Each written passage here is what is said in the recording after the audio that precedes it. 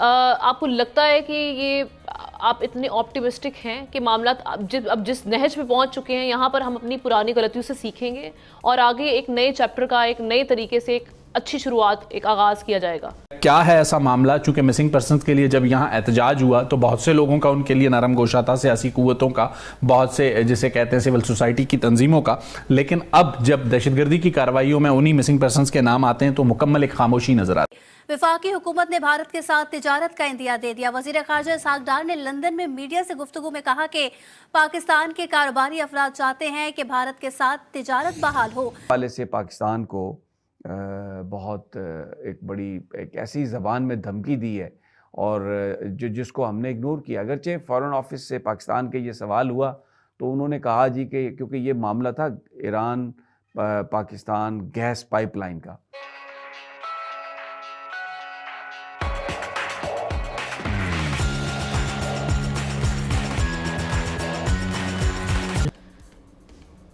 उम्मीद कर सकते हैं हम? बहुत शुक्रिया जी। देखें जी, ऑप्टिमिज़म जो है वो सिलेक्टिव ऑप्टिमिज़म तो हो सकता है कुछ चीज़ों के ऊपर, लेकिन अगर आप मुझे कहें मुश्तरका तौर पे ऑप्टिमिस्टिक हो जाए तो वो ज़रा मुश्किल है। हम आजकल एक दौर ऐसा पाकिस्तान में है जिसमें हम अगर हमारी बात फ़ौरन किसी जगह पे हो रही हो, जैसे अभी एक कंग्रेशनल हियरिंग हुई थी, डोनाल्ड लू साहब की यहाँ बड़ा चर्चा हुआ था, उसके अंदर बड़ी बातें हुई थी, ब्लूमबर्ग कुछ कह दे, फोर्ब्स कुछ कह दे। एक ऐसी रिपोर्ट मैं भी आज सिर्फ स्टेट करना चाहता हूँ। UNDP की ह्यूमन डेवलपमेंट रिपोर्ट जो है, जिसके अंदर वो मेजर करते हैं कि आपके जो शहरी हैं, जो लोग हैं, उनकी सूरत हाल क्या है, वो कैसे हैं, वो ठीक हैं क्या, एक्सेट्रा। बहुत इसके अंदर मार्कर्स होते हैं। 193 मुल्कों में से पाकिस्तान का नंबर 164 है। ये रिपोर्ट जो है यहाँ पे कोई इस तरह लहराएगा नहीं है, इसके ऊपर बात नहीं होगी। तो ये तो हमारी स्टैंडिंग आई है। और इसके बाद जो आप 164 के बाद 165 एंड डाउन जाके देखें किसके क्या क्या ममालिक हैं, तो वो बड़ी शर्मनाक बात है।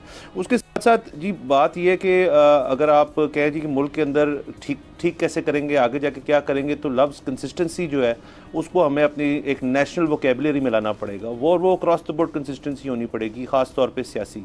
आप देख लें अभी जो अगर मैं कहूँ जी हमने क्या प्रोग्रेस की है, तो ये है कि आखिरी दफ़ा जब आसिफ अली ज़रदारी साहब जो प्रेसिडेंट थे तो शहबाज शरीफ साहब चीफ मिनिस्टर थे।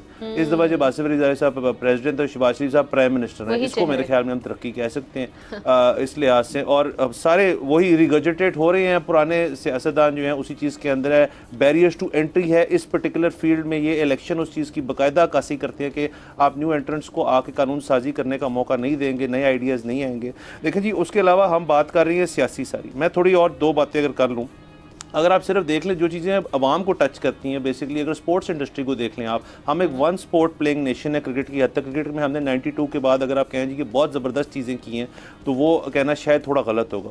क्रिकेट को छोड़ दें, स्क्वाश के अंदर हमने बहुत नाम कमाया, हॉकी के अंदर बहुत नाम कमाया। ये स्पोर्ट्स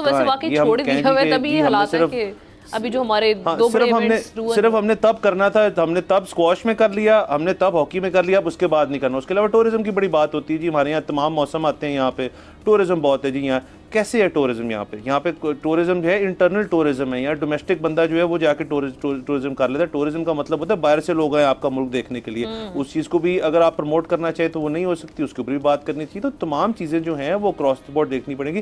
जैसे मैंने शुरू में कहा, सिलेक्टिव ऑप्टिमिज्म बिल्कुल हो सकता है कि फलानी चीज़ के अंदर हम अच्छे जा रहे हैं, हम कर रहे हैं, लेकिन आप कलेक्टिवली अगर कहेंगे तो नहीं, ऐसी चीज़ नहीं है। और आज के दिन अगर सेलिब्रेशन है, ठीक है, वो हम उस चीज़ को सेलिब्रेट कर रहे हैं जो 1940 में हुई थी, वेल एंड गुड। बट ये कहना कि जी अपने आप कंग्रेचुलेट कर रहे हैं हम कि जी हमने बड़ी ज़बरदस्त चीज़ें कर ली हैं, तो आप इर्द गिर्द देखें, हमारे खित्ते के अंदर ही देख लें। तो उस पर पाकिस्तान ने इसको ज़रा थोड़ा, हमारे दफ्तर खारजा ने, क्योंकि ज़ाहिर है हमारी जहनीत गुलामाना है और ये जो हुकूमत है ये भी अमरीकी हमायत और इमदाद के बगैर तो आई नहीं। और ये एक बड़ा इसमें ये चीज़ मैं इसलिए आपको बयान कर रहा हूँ कि इसको जो इमरान खान का जो फ़लसफ़ा है, जो फ़िलॉसफी है, जो बात वो करते हैं पाकिस्तान के फ्यूचर के हवाले से, आपको बिल्कुल क्रिस्टल क्लियर हो जाएगी। ईरान पाकिस्तान गैस पाइपलाइन पर डोनाल्ड लू ने यह कहा है कि इफ़ दे, यानी Pakistan, get in bed with Iran, अगर हमने ईरान के साथ मिलकर काम किया, it will be very serious for our relation with Pakistan.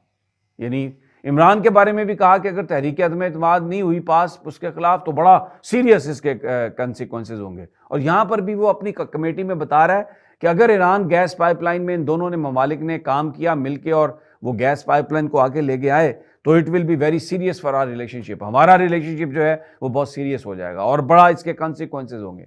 वही धमकी, वही लहजा, वही गुफ्तगू जो उस वक्त हुई, और इस पर हमारे दफ्तर खारजा को चाहिए था कि वो मुंह तोड़ जवाब देता और कहता कि कौन है अमेरिका पाकिस्तान को कहने वाला कि हम ईरान गैस पाइपलाइन में नहीं जा सकते, जबकि अमेरिका ने वेवर दिया हिंदुस्तान को ईरान के साथ सारी तिजारत करने का, टर्की को दिया वेवर कि जो मर्जी आप ट्रेड कर लें उनके साथ।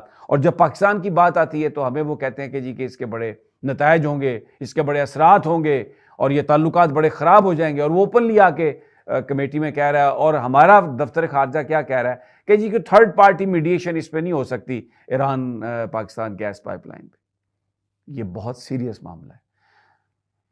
यही वो बात है जो इमरान खान ने कही कि हाँ, क्या हम कोई गुलाम है? जब आपकी इक्तिसादी हालत ख़राब हो, जब आपके हाथ में कशकोल हो, जब आप IMF से पैसे के मुतलाशी हों, और IMF आपको पता है एक सियासी बैंक है। कौन इसको कंट्रोल करता है? इसको अमेरिका कंट्रोल करता है। अमेरिका किसको पैसे देगा? जिसको उसने पैसे देने हैं, जहां पर उनके टट्टुओं की हुकूमत है, जहां पर उन लोगों की हुक्मरानी बना दी गई है जो अमेरिका के तलवे चाटते हैं, जो अमेरिका के आगे सर झुकाते हैं। तो ये जो शहबाज शरीफ है, नवाज शरीफ है, जरदारी है, या और भी किसी का आप नाम ले लें, वो तो अमेरिका के आगे लम्बे पड़े हुए हैं।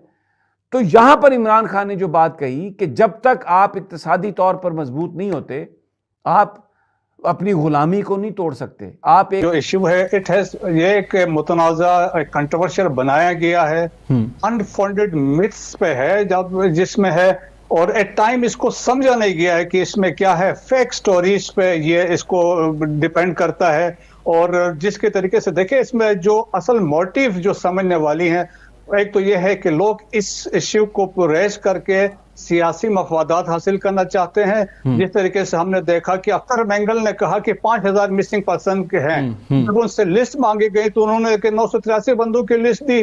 फिर इसके बाद जाती मफादात भी शामिल है जिसमें इसको उछाल के अपने मफादात के लिए करते हैं। और तीसरा ये जो मेन एम होता है कि हॉस्टाइल एजेंसीज के बिहाफ पे तो मलाइन करना, कि बदनाम करना स्टेट ऑफ पाकिस्तान को और आर्म्ड फोर्सेस को।